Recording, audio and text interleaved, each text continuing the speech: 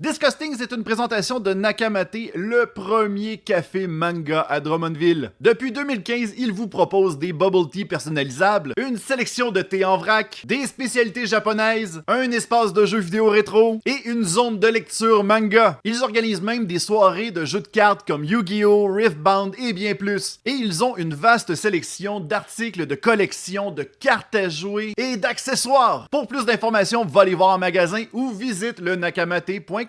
Avant de commencer l'épisode, je tiens à mentionner que cet épisode est rendu aussi possible grâce à notre Patreon. Si jamais tu veux encourager mes projets, va sur patreon.com/luduc pour avoir accès à de nombreuses exclusivités. Sur ce, bonne écoute. Philippe! Bonjour! Bonjour, bonjour! Là, c'est drôle parce qu'on s'est zéro fait les présentations. En passant, je m'appelle Luc. Tu peux m'appeler Luc, Luduc. Tu peux m'appeler chose si ça te tente. Y a pas de problème, hein? Excellent, parfait. Moi, c'est Philippe Pelletier-Baribeau. Donc, je suis concepteur de jeu, concepteur de niveau chez Hatchery Game. Tu peux m'appeler Philippe, Phil, peu importe. Tu peux t'appeler PPB? Ah oui, PPB. En fait, pour vrai, là, c'est comme ça que tout le monde m'appelle. Il t'appelle PPB? Ah oui, crime! Pour vrai, fait que il n'y a pas de problème, là. PPB, PPB, peu importe, c'est mon appellation commune. Ben écoute, là, PPB, là maintenant je suis rendu familier avec toi, c'est le fun. Là, dans le fond, la raison pour laquelle je t'ai invité, c'est qu'il y a un jeu qui s'en vient, le fameux jeu Voiding Bound, qui a été développé, tu vas pouvoir m'arrêter si jamais je me trompe, là, mais il a été développé par un studio québécois et ça sort le 9 juin prochain. Et on va en parler ensemble parce que tout a travaillé là-dessus. Là. Tout est exact. Il n'y a rien à corriger là-dedans. Donc, c'est bien vrai. On est à Québec. Et oui, on sort le 9 juin. Et oui, j'ai travaillé dessus, bien entendu. Bon, ben parfait. Mon recherche, ça fait ses recherches. Disgustings!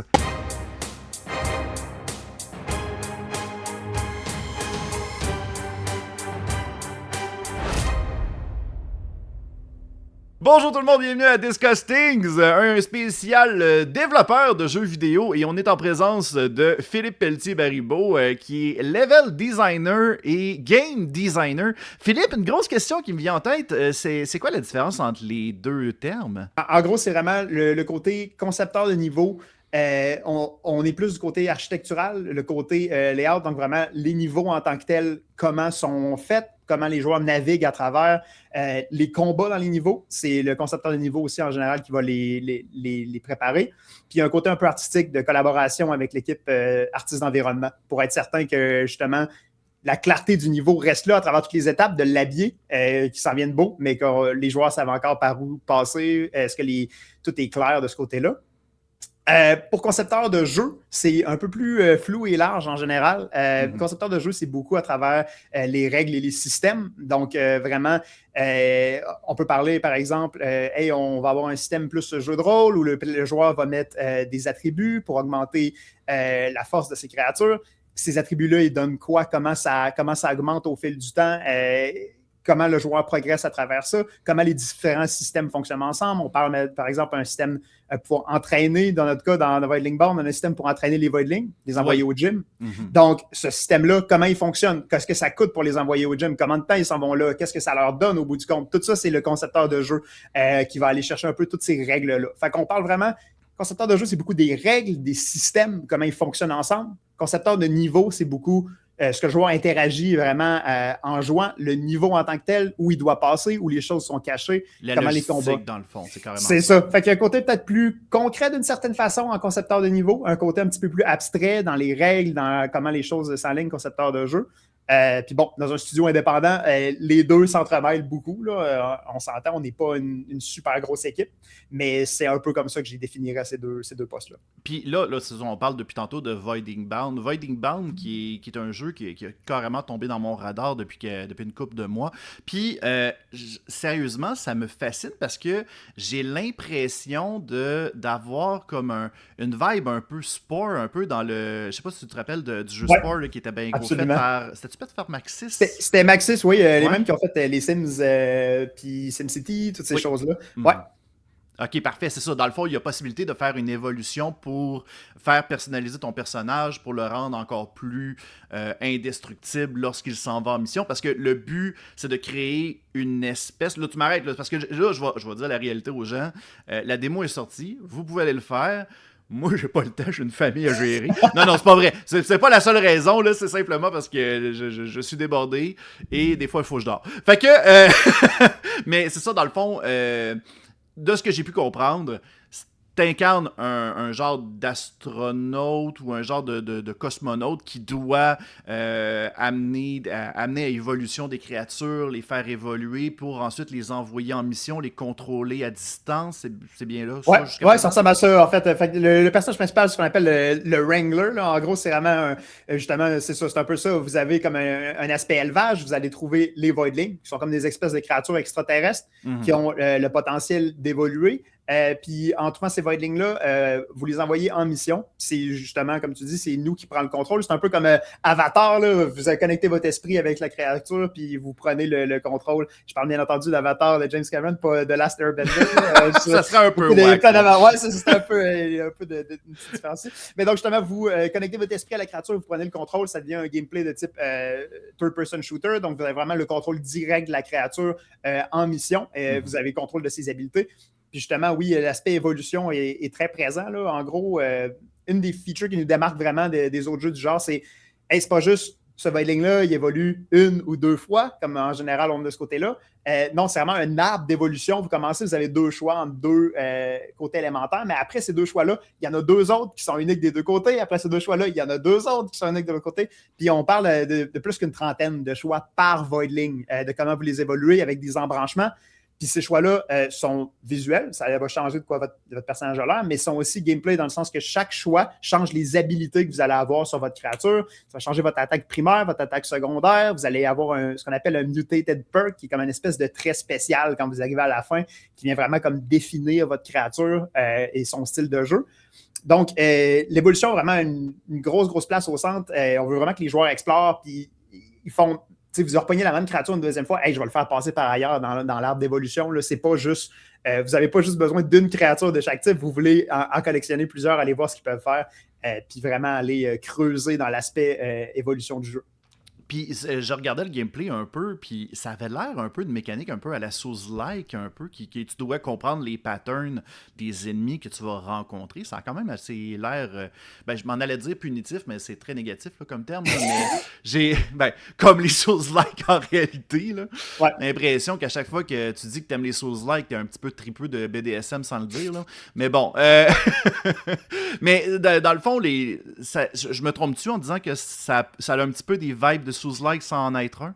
Ben, je pense que le côté gameplay action, on s'entend, il y a des trucs qui sont devenus dans le commun des mortels à partir des Souls-like. On a quand même un aspect de gestion de stamina qui est un peu notre façon de tirer dans le jeu. On a des moves qui vous permettent de dodger. Pas tout le monde, il n'y a pas le fameux dodge roll de Souls-like, mais il y a certains Voidlings qui ont justement, qui peuvent faire. Il y en a un en particulier qui a un dodge roll. Je faisais la joke, je le jouais hier justement sur le plancher de prod, puis je jouais à la difficulté la plus élevée, puis je joue littéralement à Dark Souls. Je fais des beaux dodge rolls, c'est un personnage mêlé. C'était un peu ça la joke. Mais chaque personnage se joue de façon très différente. Mais oui, on est allé vraiment faire, on a fait des ennemis, des archétypes qui viennent challenger différents types de gameplay, qui viennent bonifier ou rendre moins bons certains types de Voidling. Donc, vous voulez comme un peu changer selon le type de mission, apprendre un peu le pattern des ennemis. Puis, on a un boss à chaque fin de niveau chacun a un boss unique, qui ont chacun leur pattern, leur move que vous allez pouvoir apprendre. Je pense que on est beaucoup moins punitif qu'un Souls-like, j'ai l'impression. Ouais. En général, par contre, il y a quand même la fibre de...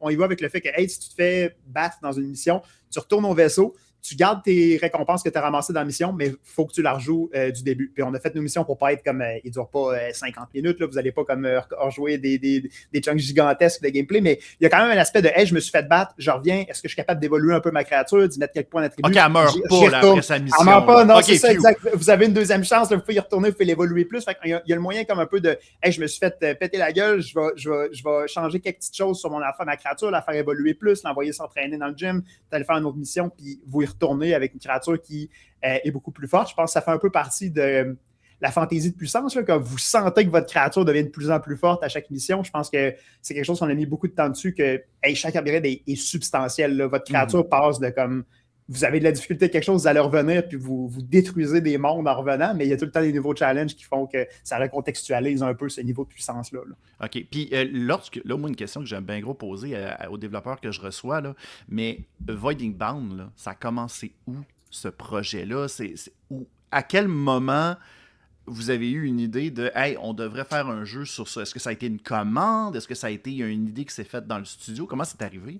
Ben, à la base, là, j'étais pas là quand le studio a été fondé, mais je sais ce qui s'est passé un peu quand même. À la fondation du studio, les 4 fondateurs, quand ils ont parti à Jury Games, ben, le nom du studio le dit un peu, hein, c'était dans l'optique de faire des jeux de collection de créatures, donc de monstres, aller chercher un peu l'aspect. On ne se le cachera pas, de Pokémon, d'une certaine façon. Il y a beaucoup d'autres jeux qui se sont démarqués dans ce domaine-là. Allez vraiment chercher cet aspect-là de jeu de collection de créatures. Au tout début, la première itération de Voidling Bound, ça ne s'appelait pas Voidling Bound dans le temps, là, mais c'était Voidling Wrangler, je pense le nom en développement dans le temps, était beaucoup plus proche de Pokémon. Un truc central qu'il y avait, qui était quand même là à l'époque, c'est que quand il y avait un combat, vous preniez le contrôle de la créature. Il y avait déjà ce côté-là de « Hey, il y a un combat, je contrôle le Voidling directement ». C'est l'aspect un peu plus action de ce côté-là. Mais il y a eu un pivot il y a à peu près un peu plus que 2 ans. Là. Il y a eu 2 ans, puis là, moi, je suis arrivé sur ce pivot-là, mais il y a eu un pivot de OK, on veut se détacher un peu de ce côté-là de Pokémon, se détacher du jeu isométrique, vu d'en haut, vous capturez des créatures. On veut essayer d'aller chercher quelque chose d'un peu plus unique qui va nous démarquer plus. C'est là qu'on est arrivé avec le concept, la mouture actuelle qui est hey, OK, c'est un third-person shooter. À chaque fois qu'on est dans une mission, on contrôle la créature toute la mission, pas juste quand il pop un combat, c'est des jeux. Allez chercher un peu l'aspect aussi, tu sais, de Skylanders, un peu l'aspect nostalgique de ces styles de jeux-là. Donc, vraiment, l'aspect third-person, explorer des niveaux, trouver des collectibles, aller chercher un peu ça, même des platformers un peu des années 90 d'une certaine façon, là, qu'on retrouve de moins en moins, je pense, des platformers 3D quand même. Fait qu'aller chercher ça avec un aspect combat, mais garder l'aspect collection de créatures en arrière-fond qui est vraiment comme toute la progression passe par ça. Vous allez gagner des Voidlings, vous avez le goût de les jouer pour découvrir qu'est-ce qu'ils font. Vous pouvez les élever, vous pouvez faire de l'élevage de Voidlings pour avoir hérité les meilleurs stats des parents que vous mettez ensemble. Tout ce côté-là de comme gestion, on voulait le garder, puis on essaie d'aller chercher cet aspect-là que les gens veulent trouver dans un jeu de collection de créatures. Mais on a vraiment voulu plus aller se démarquer avec un côté action dans le gameplay. Fait que je dirais que le jeu a commencé beaucoup plus proche de ces comparatifs de Pokémon, par exemple. Puis plus c'est allé, plus il y a un pivot qui a été fait de OK, ça nous prend une formule qui se distingue beaucoup plus pour aller chercher comme aller tailler notre propre public. Là. Je trouvais aussi, je suis content de ta réponse parce que je suis un petit peu l'actualité de mon côté, puis je sais qu'à un moment donné, c'était Game Freak qui avait essayé pas de légaliser, mais de rendre unique leur patente, comme quoi que c'était juste eux autres qui avaient le droit d'utiliser comme des réceptacles pour capturer des créatures. Lorsque tu me donnais ta réponse, je me disais, OK, ils ont-ils été bloqués par ça? Mais non, de ce que tu me racontes, le pivot avait déjà été fait avant ça. Ouais. Et c'est ça. Puis là, tu me racontais que, dans le fond, il y a beaucoup des inspirations à Skylander. On s'est parlé hors d'onde que tu as travaillé pour des anciens projets de Skylander, puis tu n'es pas le seul à avoir fait ça. Ouais.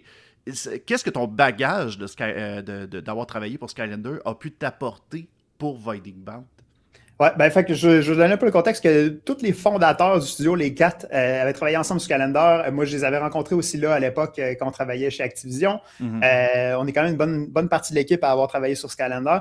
Je pense que, tu sais, moi, personnellement, j'ai pas commencé ma carrière, mais pas loin. Là. C'était dans mes premiers projets sur Skylander. On en a fait plusieurs. C'est-tu indiscret de savoir c'était quoi le premier jeu? Le premier jeu sur lequel j'ai travaillé, il a été cancellé, en fait. Non! Il n'est jamais sorti. Ouais, il n'est jamais sorti. C'était un jeu sur une licence de Marvel. Dans le temps, on avait aussi Spider-Man qui était chez Binox à Québec. Fait que le premier jeu qui est sorti sur lequel j'ai contribué, c'est Spider-Man, Amazing Spider-Man.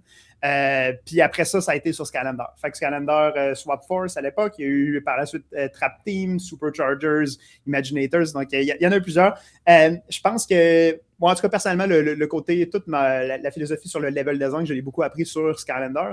Puis après ça, bon, on est allé faire d'autres types de projets complètement, mais de revenir après ça dans cet aspect-là, je pense qu'il y a un côté qui, Skylander, ça fait assez longtemps pour qu'il y ait une nostalgie, on le voit, il y a un appétit sur notre Discord pour Voidling Bound, il y a du monde qui arrive, puis c'est comme, hey, j'ai grandi avec Skylanders, il n'y a pas de jeu qui s'en va vraiment chercher cet aspect-là, il s'en fait plus vraiment. Fait que là, vous n'avez pas besoin d'acheter les petits jouets qui viennent. Exact, on n'a pas l'aspect mercantile d'aller vendre les jouets. Là. On y va vraiment purement comme dans ce que le gameplay nous représente. Je pense que Voidling Bound, c'est pas un 1 pour 1. On n'est pas arrivé pour faire un jeu de Skylander, mais je pense que quand même, ce qu'on a vécu, ce qu'on a vu, l'engouement des gens qui avaient une certaine nostalgie, la façon qu'on a appris un peu sur ces franchises-là. Fait que c'est sûr que ça vient regarder un peu. On a une idée de qu'est-ce qui était le fun dans le temps, qu'est-ce qui avait été bien reçu dans les level design de Skylander, qu'est-ce que le monde aimait de ça.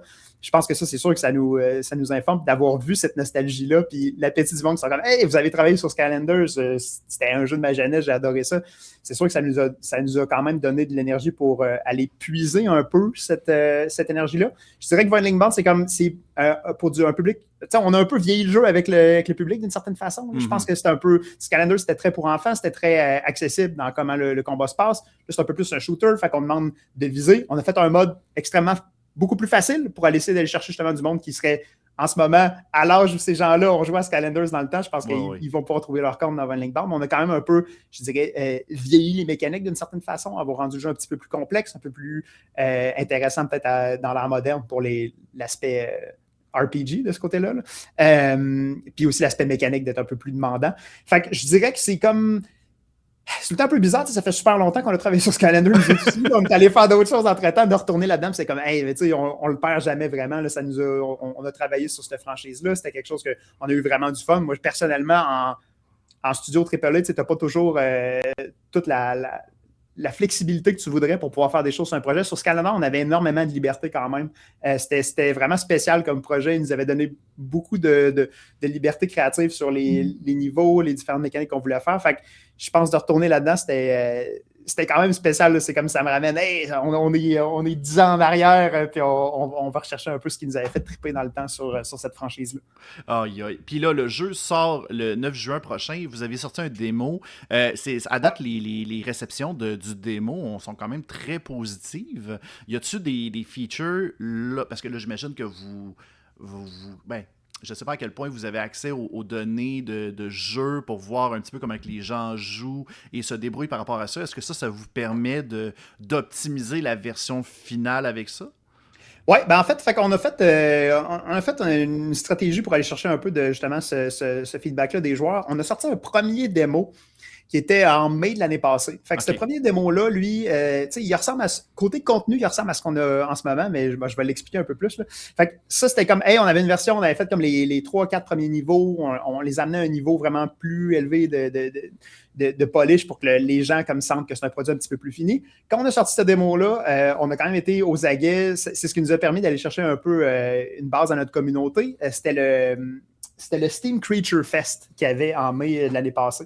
Fait que c'était comme un festival sur Steam pour les jeux de collection de créatures. Fait que ça nous a permis d'aller aller chercher du monde de notre public cible. Ce qu'on a fait, c'est qu'on avait, dans notre démo, on avait un sondage, on avait des trucs que les gens pouvaient remplir pour nous envoyer du feedback. Puis on est passé à travers. Ce qu'on a fait, c'est, OK, à partir de ce feedback-là, on a monté un deuxième démo que lui, on a sorti cette année au fil du temps avec tout le progrès qu'on a fait dans le jeu en prenant le feedback de ce qu'ils ont fait. Puis le deuxième démo, c'est presque les mêmes niveaux. On a changé des choses, mais il y a plein de systèmes qui ont fondamentalement changé par rapport à ce que les joueurs nous ont dit. Entre autres, la façon que les ennemis sont faits. On a complètement changé les ennemis du jeu. Au départ, c'était comme les ennemis étaient juste, hey, cet ennemi-là est un ennemi de feu, et donc il est faible au feu. Cet ennemi-là, mais c'était les mêmes ennemis, ils étaient colorés d'une autre façon. Ce que les joueurs nous ont dit, c'est comme, hey, tu sais, dans les jeux de collection de créatures en général, c'est un élément qui est fort contre telle chose. C'est comme feu contre feu, c'est pas ce que le monde s'attendait, c'était pas ça qu'ils voulaient. Fait que ce qu'on a fait, c'est qu'on a créé 4 factions d'ennemis qui ont chacun leur faiblesse élémentaire. Fait que là, on a comme redéfini complètement c'est quoi les ennemis dans notre jeu. On les a groupés dans une espèce de famille ensemble thématique. Ils ont une faiblesse. Les missions vont avoir comme telle faction est dans cette mission-là. Donc, ça vous permet un peu d'aligner. Hey, je vais aller prendre ce Voidling-là, son fort contre cette faction-là. C'est une bonne idée, ça. Fait que ça te permet de pouvoir préparer ton personnage par rapport à telle mission. Exact. C'est excellent. Puis c'est beaucoup moins restrictif parce qu'avant, c'était comme, hey, OK, il y a des ennemis de feu ici. Les ennemis de feu sont faibles au feu. Fait que feu était la seule bonne réponse. Il n'y avait aucune. Il s'enlevait beaucoup de flexibilité. T'sais, on a fait un beau système d'évolution. Il y a ces 5 éléments-là. Puis c'était comme, OK, il y avait juste une bonne réponse tout le temps. Chaque faction a 2 faiblesses. Fait que là, c'est comme, hey, OK, j'ai beaucoup plus de choix dans ce que je prends. Eux autres sont faibles contre organique et feu. Eux autres sont faibles contre glace. Glace et feu, par exemple. Donc, vous pouvez choisir un peu plus, il y a plus de flexibilité de ce côté-là. Fait que ça, c'est un des gros systèmes qu'on a changé comme du tout au tout après le démo. Puis au-delà du démo, parce que là, le deuxième démo, aussi, on avait d'autres feedbacks. On a aussi fait des playtests plus fermés. Donc, on est allé chercher sur notre Discord des gens comme, hey, on leur donne une clé. Ils ont accès à beaucoup plus du jeu que le démo. Fait que les autres, ils peuvent aller jouer du contenu qui n'est pas dans le démo, qui va beaucoup plus loin pour aller valider, OK, on est-tu dans le champ, dans ce qui se passe plus loin dans le jeu, parce que tu peux mettre beaucoup d'efforts sur un démo, hey, on met plein de temps, le début de jeu est super, puis après ça, c'est comme on perd complètement la route rendu plus loin. Fait que c'était important pour nous de faire tester un peu plus loin les systèmes, ça nous a fait on a vu qu'on n'était pas complètement hors de la track, mais ça nous a fait changer beaucoup de choses. Là, on a quand même beaucoup du balancing, je dirais, dans les dernières affaires, mais comme hey, ça, c'est trop cher, les joueurs n'interagissent pas avec ça, ou ça prend trop de temps. Fait que c'est pas une mécanique que les joueurs utilisent à leur propre potentiel.